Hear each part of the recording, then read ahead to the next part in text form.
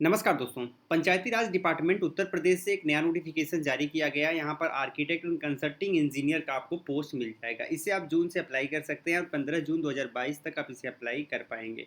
अगर आप इसे अप्लाई करना चाहते हैं तो किसी भी प्रकार की फ़ीस आपको नहीं पे करनी पड़ेगी, चाहे आप किसी भी कैटेगरी से बिलोंग करते हों।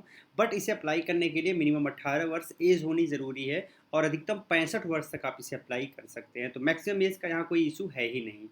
बात कर लेते हैं पोस्ट की। तो यहाँ पर कुल 1875 पोस्ट है जिसके लिए नोटिफिकेशन जारी किया गया है। पोस्ट में आपको आर्किटेक्ट या कंसल्टिंग इंजीनियर का पोस्ट मिल जाएगा जो कि सिविल ट्रेड से रिलेटेड है। ठीक है। अब आपको बताना चाहेंगे ये फुल टाइम जॉब नहीं है या गवर्नमेंट जॉब नहीं है या किसी ऑर्गेनाइजेशन या कंपनी से रिलेटेड जॉब नहीं है। तो फाइनली यहाँ पर ये पार्ट टाइम जॉब है। इसमें आपके काम के हिसाब से आपको पेमेंट दिया जाता है। आगे हम डिटेल में समझने का प्रयास करेंगे। अब अगर आप इसे अप्लाई करना चाहते हो तो जान लेते हैं इसका एजुकेशनल क्वालिफिकेशन क्या मांगा गया है। तो बेसिकली अगर आपने डिप्लोमा किया हुआ है सिविल इंजीनियरिंग में तो आप इसे अप्लाई कर सकते हो। अगर आपने डिप्लोमा नहीं किया हुआ है तो अगर आपने बैचलर ऑफ इंजीनियरिंग या फिर बैचलर ऑफ टेक्नोलॉजी करा हुआ है सिविल इंजीनियरिंग में तो भी आप इसे अप्लाई कर सकते हो। इसके साथ अगर यह भी आपके पास नहीं है तो अगर आपने बीआर की डिग्री ली हुई है यानी बैचलर ऑफ आर्किटेक्चर तो भी आप इसे अप्लाई कर सकते हो। अधिक जानकारी के लिए आप इसके नोटिफिकेशन को डाउनलोड करके एलिजिबिलिटी क्राइटेरिया को और भी डिटेल में समझ सकते हैं। जान लेते हैं यहाँ पे जॉब प्रोफाइल क्या होगी। अगर आपका सिलेक्शन हो जाता है तो आपको साइट का सर्वे करना पड़ेगा। ठीक है। कॉन्सेप्ट एंड मास्टर प्लान को प्रिपेयर करना पड़ेगा।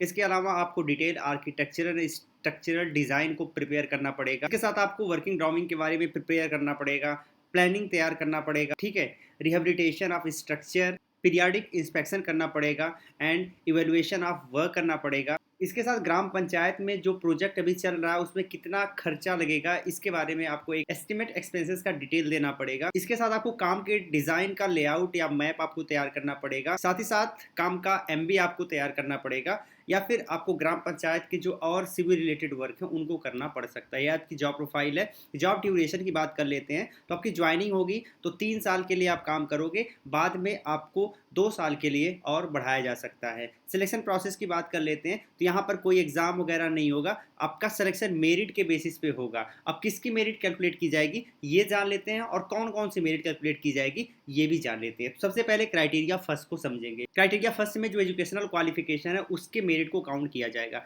जैसे आपने बीटेक सिविल इंजीनियरिंग में करा हुआ है या फिर बीई सिविल इंजीनियरिंग में करा हुआ है या फिर आपने बीआर किया हुआ हो या फिर आपने डिप्लोमा किया हुआ हो सिविल इंजीनियरिंग में। ठीक है। तो यहाँ पर आपको 40 मार्क्स अलॉट किए जाएंगे। अब अगर आपका परसेंटेज 40% से कम है तो आपको कुछ भी मार्क्स यहाँ पर अलॉट नहीं होगा। लेकिन अगर आपका परसेंटेज 41 से लेकर 80 के बीच में है तो 40 नंबर आपको यहाँ पर अलॉट किए जाएंगे। ठीक है। एंड अगर आप 81 से 100 के बीच में है तो भी आपको मैक्सिमम 40 मार्क्स ही यहाँ पे अलॉट किए जाएंगे क्योंकि मैक्सिमम मार्क्स 40 ही हैं। यहाँ पर क्राइटेरिया सेकंड जो है उसको देख लेते हैं। तो यहाँ पर क्वालिफिकेशन के बेसिस पे आपको 20 मार्क्स मैक्सिमम दिए जाएंगे। तो अगर आप डिग्री होल्डर हो, जैसे आपने बीटेक या फिर बीई किया हुआ हो सिविल इंजीनियरिंग में या फिर आपने बीटेक किया हुआ हो तो आपको 20 नंबर मिलेगा। वहीं अगर आपके पास ये नहीं है और अगर आप इसे डिप्लोमा के बेसिस पे अप्लाई कर रहे हो तो आपको सिर्फ 10 नंबर मिलेगा।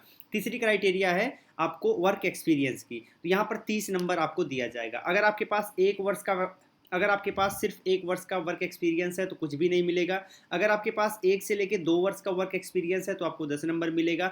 2 से लेकर 3 वर्ष वालों को 20 नंबर मिलेगा और अगर आपके पास 3 वर्ष से भी ज़्यादा का वर्क एक्सपीरियंस है तो आपको 30 नंबर दिया जाएगा। इसके साथ जो आपकी चौथी क्राइटेरिया है उसे देख लेते हैं। चौथी क्राइटेरिया सर्टिफिकेशन का है जिसमें मैक्सिमम 10 नंबर आपको मिलेगा। अगर आपके पास एनसीसी का सी सर्टिफिकेट है या फिर आपके पास स्टेट लेवल या कोई और लेवल का स्पोर्ट्स सर्टिफिकेट है तो 5 नंबर मिलेगा। अगर आपके पास एनएसएस सर्टिफिकेट है या फिर एनसीसी का बी सर्टिफिकेट है या फिर आपके पास स्काउट गाइड का सर्टिफिकेट है तो आपको 3 नंबर मिलेगा।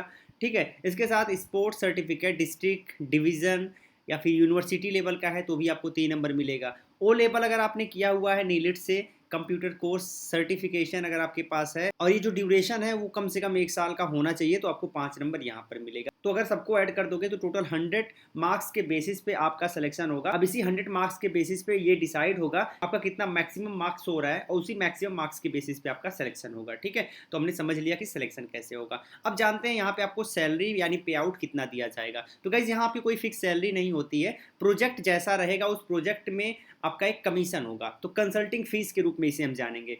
तो जो टोटल प्रोजेक्ट आएगा ग्राम पंचायत में उसमें 2% आपकी हिस्सेदारी होगी। ठीक है, पूरे प्रोजेक्ट में 2% की हिस्सेदारी होगी। इसमें 1% जो है फी आपको वो डिज़ाइन और एस्टिमेट प्रिपरेशन के लिए दिया जाएगा, और 1% फीस आपका एमबी बुक प्रिपरेशन के लिए दिया जाएगा। ठीक है, तो ये आपको जानना है। अब जानते हैं डॉक्यूमेंट वेरिफिकेशन के बारे में। तो जब आप फॉर्म अप्लाई करने जाओगे, आपके पास पासपोर्ट साइज फोटोग्राफ होना चाहिए, सिग्नेचर होना चाहिए, email ID, mobile number, ID proof, educational documents, age proof, इसके साथ एक्सपीरियंस सर्टिफिकेट, पे स्लिप। अगर आपने किसी और कंपनी में काम किया और एक्सपीरियंस दिखा रहे हैं तो आपको पे स्लिप, अपॉइंटमेंट लेटर देना पड़ेगा प्रीवियस सर्विस का, रिज्यूम देना होगा, कास्ट सर्टिफिकेट, पीडब्ल्यूडी सर्टिफिकेट अगर एप्लीकेबल है तो ये कुछ डॉक्यूमेंट है जो आपको सबमिट करने पड़ेंगे। ठीक है, अब जानते हैं अप्लाई कैसे करना है। तो जाना है आपको गूगल पे, लिखना है www.alagclasses.com। तो जैसे ही आप ये लिखेंगे, सर्च करेंगे, आप हमारे ऑफिशियल वेबसाइट पर पहुंच जाएंगे। वहां पर आप इस वैकेंसी को क्लिक करके ओपन कर लेंगे। ये पूरी आर्टिकल आपको देखने को मिलेगी, और यहाँ नीचे आएंगे अप्लाई नाउ पे, इसके राइट साइड में क्लिक करके इजीली आप इसे अप्लाई कर सकते हैं। एंड डाउनलोड नोटिफिकेशन के राइट साइड में क्लिक करके इजीली आप इसके नोटिफिकेशन को डाउनलोड कर सकते हैं। अगर आपका कोई डाउट है तो आप पूछ सकते हैं कमेंट करके, या फिर आप यूट्यूब वीडियो पे कमेंट कर सकते हैं, या फिर सीधे आप हमें इंस्टाग्राम पर भी डीएम के माध्यम से पूछ सकते हैं। सेशन अच्छा लगा हो तो आप यहाँ से सीधे सोशल साइट्स पे शेयर कर सकते हैं। साथ ही साथ अगर आपको ये पूरा का पूरा सेशन इंग्लिश में नहीं बल्कि हिंदी में चाहिए, तो यहाँ से आप लैंग्वेज का चुनाव करके पूरी आर्टिकल हिंदी में पढ़ सकते हैं। एंड यहाँ से आप सीधे हमें सोशल मीडिया पे फॉलो भी कर सकते हैं। आपको ये वीडियो कैसी लगी कमेंट में लिख के ज़रूर बताइएगा। फिर मिलते हैं किसी और वीडियो के साथ, तब तक के लिए जय हिंद।